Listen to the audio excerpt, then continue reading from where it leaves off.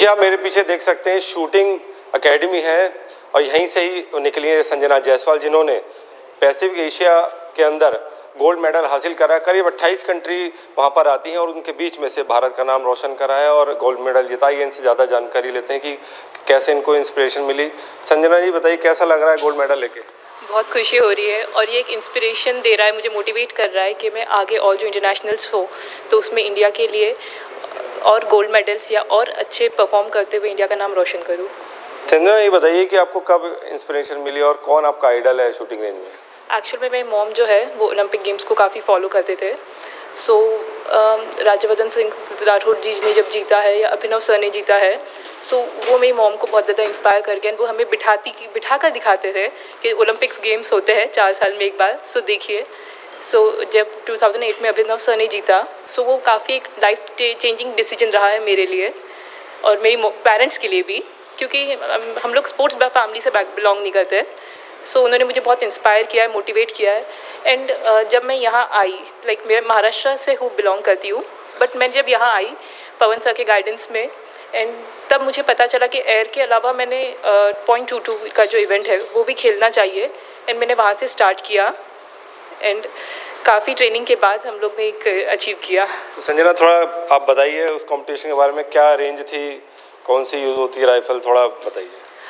हम लोग ने जहाँ खेला है सो वो इमसिल रेंज थी, इमसिल शूटिंग रेंज, एंड वहाँ 50 मीटर्स की जो रेंज है हम लोगों को मॉर्निंग का मीन्स 9 o'clock से मैचेस स्टार्ट होती है, एंड जो हम लोगों का स्लॉट मिला था वो नहीं अबाउट 1 o'clock का मिला था।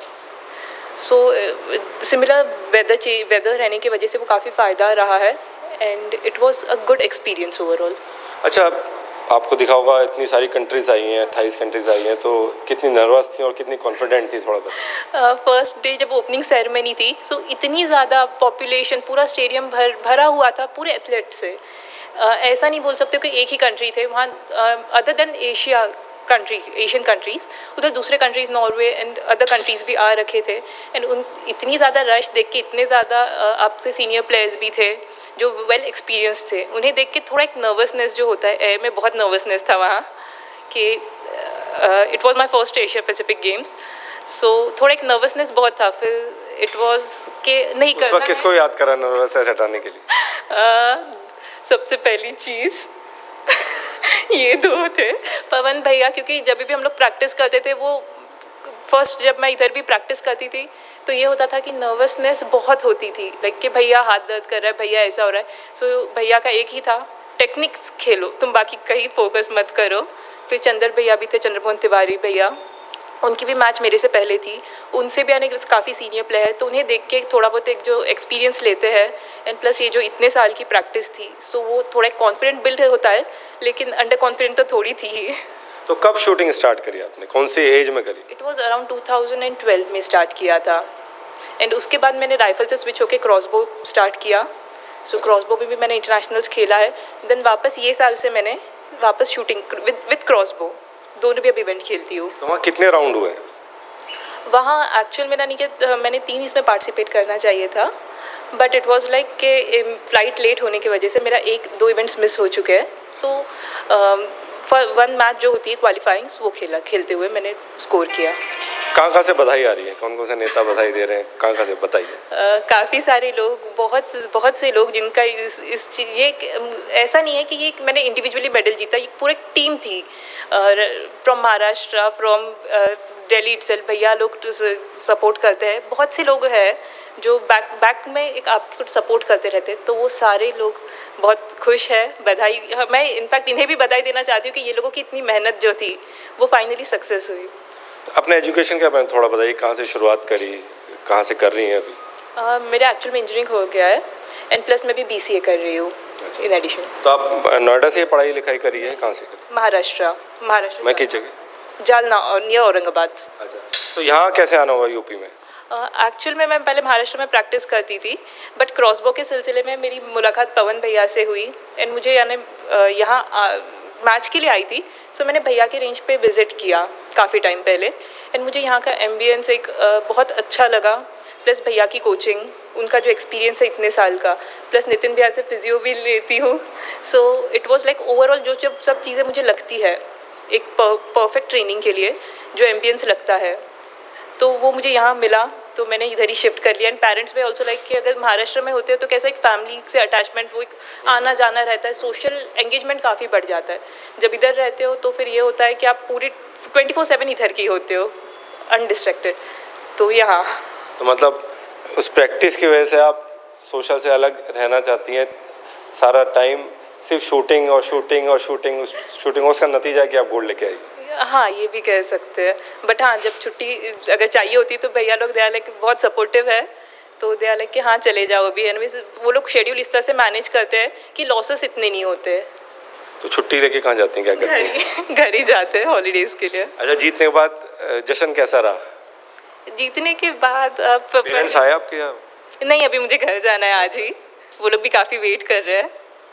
सो पहले यकीन में स्कोर देखने के बाद इट वाज लाइक कि हाँ कर लिया, यानी मैं अच्छा परफॉर्म किया है। बट एक नर्वसनेस थी कि मेडल है या नहीं है, क्योंकि और भी प्लेयर्स खेलने के बाकी थे, उनकी मैचेस मेरी बात हुई। बट जैसे ही पता चला, so it was very like happy moment था एक, कि हाँ फाइनली एक वो प्रेशर रिलीज़ हुआ उधर से और कॉन्फिडेंस आया। फ्यूचर गोल क्या है आपका? फ्यूचर गोल अभी हम लोग की क्रॉसबो की मैचेस है, वर्ल्ड कप है अभी अगले महीने। सो सब में पहला रादर देन शूटिंग क्रॉसबो भी चल रहा है। सो अभी उस पर जो छोटे छोटे गोल्स होते हैं, छोटी छोटी अचीवमेंट्स बेबी स्टेप्स के साथ, तो अभी फ़िलहाल वही टारगेट है। बहुत धन्यवाद हमसे बात करने के लिए। और देखिए, संजना के पीछे जो शख्स है जिनको यहाँ तक लेके आई है, उनसे भी बात करते हैं। सर थोड़ा बताइए, जो टेक्निकल लैंग्वेज संजना ने बहुत बता दी, थोड़ा अब आप उस लॉ मैन की भाषा में समझाइए, सब कैसे होता है, क्या है, बताइए।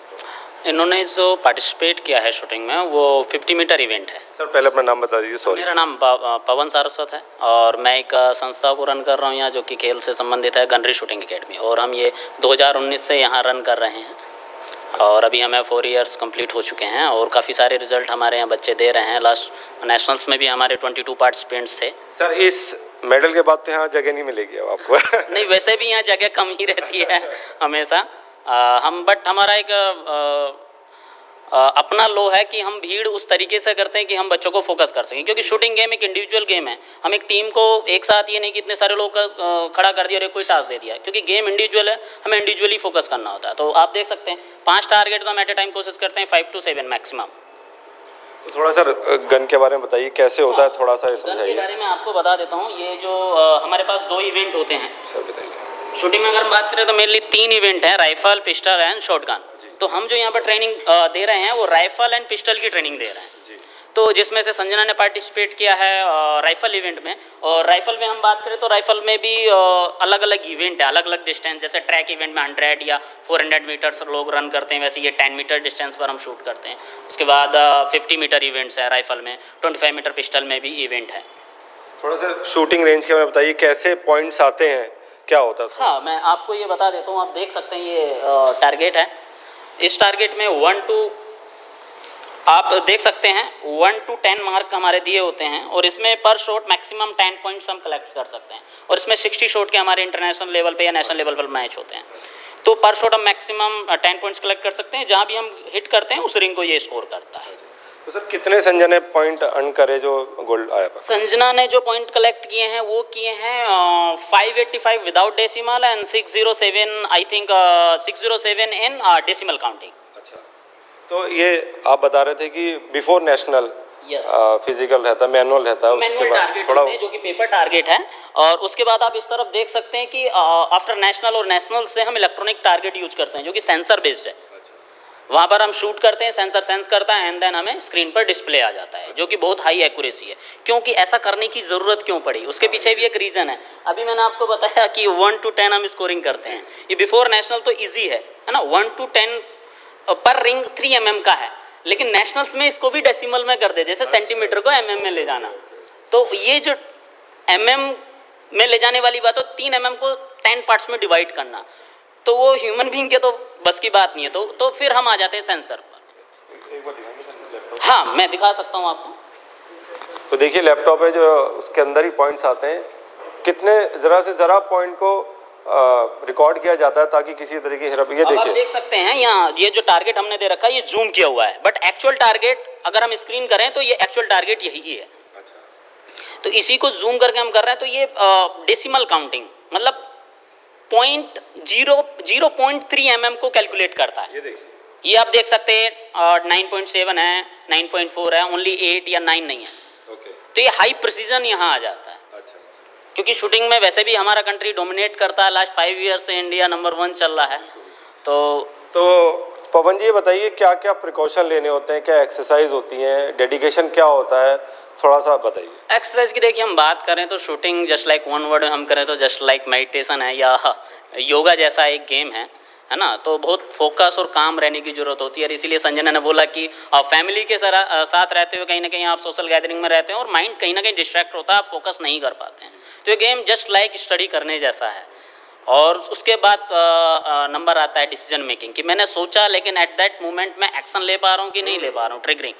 तो ये सारी चीज़ों के लिए mainly concentration and decision making की ही ज़रूरत है, या हम कहें बहुत डिसिप्लिन लाइफ की ज़रूरत है।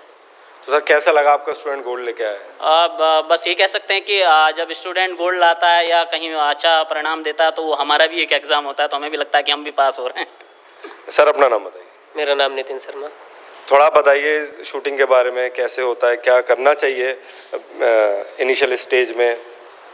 इनिशियल स्टेज में अगर शूटिंग के बारे में देखें सर, शूटिंग नहीं कोई भी मैं ही सीखना चाहूँ, कोई भी बिगनर बच्चा हो या बड़ा हो, इनिशियल स्टेज में कोई भी हो, केवल शूटिंग नहीं कोई भी गेम हो, सबसे पहले मेंटल प्रिपरेशन होना जरूरी है। अगर आप मेंटली प्रिपेयर नहीं है तो आप जो कोच आपको इंस्ट्रक्शन दे रहा है, जो आपको बनाना चाहता है, जिस तरीके से आपको ढालना चाहता है, जो डेवलप करना चाहता है, तो आप एक्सेप्ट नहीं कर पाएंगे। आपका दिमाग वो समझ नहीं पाएगा कि आखिर आपको सीखना क्या है। तो आप मेंटली एग्री होने चाहिए कि हाँ मेरा ये। कई बार बच्चों को इंटरेस्ट नहीं होता है, बच्चों के साथ ये प्रॉब्लम होती है, गार्जियन उनको चाहते हैं कुछ करना, बच्चों के साथ इंटरेस्ट नहीं होता है। तो उसमें गार्जियन, कोचेस, हम सब मिलके ऐसा कुछ एनवायरनमेंट क्रिएट करते हैं, रोज़ उनके साथ कुछ एक्सरसाइज एनवायरनमेंट क्रिएट करते हैं कि उनको इंटरेस्टिंग बनाने लगते हैं। ऐसी बहुत सी चीज़ें होती हैं। सेकेंडरी इसमें फिर जब बच्चा इंटरेस्टेड हो जाता है और इंटरेस्ट लेने लगता है, करने लगता है, तब आता है हमारा बॉडी फिजिकल डेवलपमेंट। सबसे पहले फिजिकल डेवलपमेंट है। अगर गेम की तरफ से देखें तो फिजिकल डेवलपमेंट है, और मेंटल मतलब आप प्लेयर की एक हामाकारी हो कि हम ये करें, प्लेयर एग्री करे, उससे पहले उसका सहूलियत से बैठना जरूरी है, यहाँ एग्री करना जरूरी है, इस एनवायरनमेंट में मर्ज होना जरूरी है। उसके बाद सबसे पहले आता है body physical training. Body physical training में ज्योमेट्रिकल बॉडी पोजीशन है, फिर उस ज्योमेट्री में अपनी स्ट्रेंथ को डेवलप करना है, फिर उस हिसाब से आपका मेंटल लेवल को डेवलप करना है, फिर सबसे लास्ट में आता है ब्रीदिंग का, उसके साथ में साथ होना, आपका सांस बिल्कुल वैसे आपकी ज्योमेट्रिकल पोजीशन और मेंटल स्टेट के साथ आपका सांस आपको साथ दे, और आप लॉन्ग टर्म तक उस स्टेज में खड़े रहें या उस पोजीशन में बने रहें, तब आप परफेक्ट डिसीजन ले पाते हैं। मैं सुना आप कुछ फिजियो भी कराते हैं? हाँ सर, प्लेयर को ज़रूरत होता है तो हम उनको एक्सरसाइज और फिजियो से संबंधित जो होता है, उनको मान लो कोई प्रॉब्लम्स आ रही है तो हम एट ए टाइम चेक करते हैं और देखते हैं, समझते हैं, और उनको जो रिलीफ दिला सकते हैं वो कराते हैं। इससे ज़्यादा ऊपर होता है तो फिर हम डॉक्टर, हमारे पास कुछ हमारे कॉन्टैक्ट के डॉक्टर हैं जो जिनको ये स्पोर्ट्स से रिलेटेड है, फिर उनके पास भेजते हैं। अगर थोड़ा कुछ ज़्यादा होता है, प्राइमरी लेवल हम देखते हैं, समझते हैं। मैं आपसे दोनों से एक सवाल पूछना चाहूँगा। एशिया में आप गोल्ड लेके आए, अब आपकी एकेडमी का और क्या फ्यूचर गोल है, थोड़ा बताइए। सर हमारी एकेडमी का एक छोटा सा गोल है, बहुत छोटा सा गोल है। ऐसा नहीं है कि हम बहुत बड़ी बात कि हम ओलंपिक प्लेयर बनाएंगे, हमारा छोटा सा गोल है। एजुकेशन भारत में बहुत अच्छे से जा रहा है, लेकिन टोटल एजुकेशन जो है वो किताबों पर या स्टडी मटेरियल पर बेस्ड है। लेकिन गेम क्या है, गेम फिजिकल, आपकी फिजिकल स्टेट को डेवलप करता है, जो भारत में युवा में होना बहुत ज़रूरी है। ज़्यादातर अब एजुकेशन की बात अगर हम करें तो स्टडी मटेरियल सब वर्चुअली अवेलेबल है, और सब बच्चे उसको बहुत जल्दी कम एज में बहुत हाई क्लास स्टडी अवेलेबल हो जा रही है, लेकिन उनके पास फिजिकल स्टेट का और बॉडी को डेवलप करने का, अनुभव करने का एक भी प्रैक्टिकल नॉलेज उनके पास नहीं है। तो हम ये चाहते हैं कि हर व्यक्ति ज़्यादा से ज़्यादा हम स्पोर्ट्स की नॉलेज छोटे से छोटे क्षेत्र में भी हम इसको फैला सकें। बाद में अचीवमेंट आना एक अलग चीज़ होती है, वो खुद से होता है, जब लगातार हम कंटिन्यू प्रैक्टिस करते रहते वो होता है। लेकिन हम इसको ब्रॉड वे पे, बड़े स्तर पे ज़्यादा से ज़्यादा स्पोर्ट्स की, खास करके शूटिंग बहुत शांत, मेडिटेटेड और फिजिकल एनाटॉमी पे बहुत ज़्यादा काम करने वाला गेम है। तो ये एक अच्छा रास्ता है, इसके द्वारा हम जाएं और ज़्यादा से ज़्यादा एजुकेशन इसको फैलाएं हम। यही मैं भी यही कहना चाहूँगा, सेम भैया ने सारी बात बोली थी, है ना। तो हमारा भी यही है कि ट्रू एजुकेशन क्या है। आजकल लोग क्या है ना, हर लोग बात करते हैं स्मार्ट युग में, और हम ज़्यादातर देख रहे हैं हमारा यूथ आजकल वर्चुअली इंगेज है। रियल लाइफ में ना तो फ्रेंड है, ना रियली लाइफ में ना सोशल गैदरिंग है, लोगों के पास कुछ है ही नहीं। तो हम वो कोशिश कर रहे हैं कि, और बहुत सारे बच्चे हमारे पास या गार्जियन आते हैं कि बच्चे एडिक्टेड हैं शूटिंग गेम, फ़ोन के सबसे ज़्यादा है। फ़ोन स्क्रीन टाइम उनका बहुत ज़्यादा है, और बहुत सारे वो शूटिंग गेम खेल रहे हैं, बहुत अच्छा परफॉर्म कर रहे हैं उसमें, लेकिन वर्चुअल जब मैं यहाँ शूट कराता हूँ तो उन्हें रियल लाइफ का एक्सपीरियंस होता है कि रियल टारगेट पे तो कहीं दूर दूर तक टारगेट पर शॉट हिट नहीं हो रहा है। देन वो पता करते हैं, तब मैं उन्हें बताता हूँ, एक एग्जाम्पल देता हूँ, ये है वर्चुअल एंड रियल लाइफ। तो और लाइफ प्रैक्टिकल है, वर्चुअली तो चलनी नहीं है, लेकिन आज की जनरेशन के साथ ये बहुत ज़्यादा गैपिंग हो रही है। तो हमारा एक ये मेन टारगेट होता है कि कोई भी पर्सन हमारे पास आ रहा है तो वो रियल लाइफ को एक्सपीरियंस करे। और मैंने बताया कि shooting just like a meditation, और मेडिटेशन किसी भी की लाइफ में क्या कर सकता है वो हम सभी लोग जानते हैं। बहुत धन्यवाद हमसे बात करने के। एक एग्जांपल था, जैसे फॉर एग्जांपल एक बच्चा आया था हमारे पास, वो कुछ समय पहले पबजी बहुत एडिक्ट था, पबजी फायर। अब मैंने उससे बैठ के बात किया था, उसने पबजी को लेकर बहुत, ये गन वो गन ऐसे, ये फायर होता है वैसे होता है। मैंने उसको जब फायर कराना शुरू किया तो उसे प्रॉपर गन मैनुअल भी नहीं पता था, मतलब वर्चुअल नॉलेज पूरी थी उसको। लेकिन जब उसके सामने मैंने राइफल रखा, पिस्टल रखा, कहाँ से लोड होता है, कैसे लोड करते हैं, उसको कुछ नहीं मालूम था। जब मैंने उसको कराना शुरू किया तो उसका फायर भी नहीं हो पा रहा था। और फॉर एग्जांपल एक हमारे पास ये छोटा बच्चा यहाँ पर है, ये जब फर्स्ट डे ट्रायल के लिए आया था तो मैंने इधर यह खड़े करके एक फायर किया अपने हाथ से, ये उसकी वाइब्रेशन से, उसके शॉक से दूर भाग के उधर चला गया। और आज 3-4 इवेंट में भी जा चुका है, खेल रहा है और प्रैक्टिस करता है, अच्छे से मन लगा के करता है। तो सर युवाओं के लिए क्या संदेश है? युवाओं के लिए मेरा यही संदेश है कि जो हम बात कर रहे थे कि आज हम फील्ड से दूर भाग रहे हैं, या एक बिना सर्कल वाली लाइफ हो गई है, तो हम वो ना जी के थोड़ा बाहर निकलें। और गेम उसका बहुत अच्छा जरिया है, क्योंकि गेम हमें खेल के साथ साथ हमें एक डिसिप्लिन भी सिखाता है, जो हमारी लाइफ के लिए या कैरियर के लिए बहुत अच्छी बात हो सकती है। या खेलों से आज हम देख रहे हैं बहुत अच्छा कैरियर भी है ना। इंडिया में बहुत सारी अपॉर्चुनिटीज़ हैं, बहुत सारे खेलो इंडिया हम कह सकते हैं, मिनिस्ट्री ऑफ यूथ अफेयर्स या साइन कर रही है, ओलंपिक टारगेट पोडियम स्कीम्स हैं, खेलो इंडिया इवन यूनिवर्सिटी भी होने लगा। अभी यूपी हमारा इस बार होस्ट कर रहा है, बहुत गर्व की बात है कि हमारा यूपी खेलो इंडिया यूनिवर्सिटी होस्ट कर रहा है। तो बहुत सारी अपॉर्चुनिटी हैं, अच्छी अच्छी जॉब्स अपॉर्चुनिटी हैं, अच्छे बड़े बड़े इंस्टीट्यूशंस में आप स्पोर्ट्स कोटे के थ्रू वेटेज लेकर बहुत अच्छी जगह हम हायर स्टडीज़ भी कर सकते हैं। तो मैं युवाओं को तो कहना चाहूँगा कि आप कोई ना कोई एक स्पोर्ट अपनी लाइफ में लें और थोड़ा प्रोफेशनली उसको खेलें, तो वो आपको काफ़ी आगे लेके जाएगा।